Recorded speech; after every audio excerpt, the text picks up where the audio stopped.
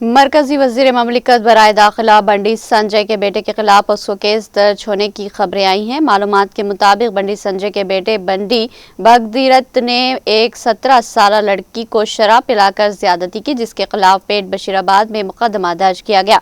इस पस मंजर में साबिका वजीर सबीता इंदिरा रेड्डी ने अपने रद्द अमल का इजहार करते हुए कहा कि एक वक्त था जब तेलंगाना पुलिस मुल्क में पहले नंबर पर थी, जुनूबी रियासतों में भी पहले नंबर पर थी।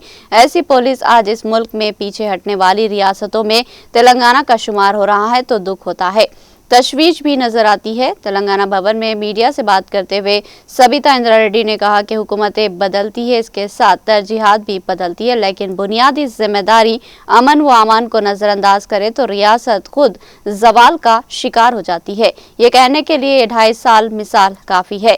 हमारी रियासत में अमन व अमान का नाम आते ही सियासी एज़ारसानी हुज़्ब इख्तिलाफ में शामिल लोगों को फंसाने के सिवा क्या हो रहा है, इसका जायजा लेने की सूरत हाल में ये हुकूमत है।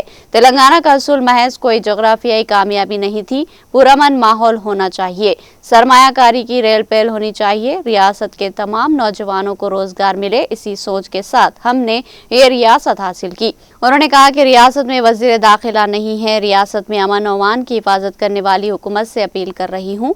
मरकजी वजीर का बेटा हो या कोई और आम शख्स का बेटा, इससे फर्क नहीं पड़ता। जुर्म करने पर आम आदमी के लिए जो कानून है वही कानून इसके लिए भी होना चाहिए। जिसने भी शिकायत दी है उसे वसूल करना चाहिए।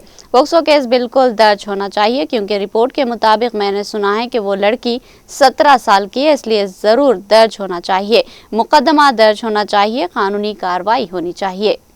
అందుకే చెప్తున్నాను, బండి సంజయ్ అంటే కేంద్ర మంత్రి గారు కొడుకా లేకపోతే ఎవరి కొడుకని కాదు, తప్పు చేసినప్పుడు తప్పకుండా సామాన్యుడికి ఏ చట్టం ఉంటుందో ఆయన కూడా అదే చట్టం ఉండాలి. ఎవరైతే కంప్లైంట్ ఇచ్చిండ్రో ఆ కంప్లైంట్ రిసీవ్ చేసుకోవాలి. ఖచ్చితంగా ఫోక్సో కేసు పెట్టాల్సిందే. ఎందుకంటే ఆ అమ్మాయి 17 years అని విన్నాను నేను కూడా ఇప్పుడు రిపోర్ట్ తీసుకుంటే. కాబట్టి పెట్టాల్సిందే, కేసు రిజిస్టర్ చేయాల్సిందే, చట్టపరంగా చర్య తీసుకోవాల్సిందే.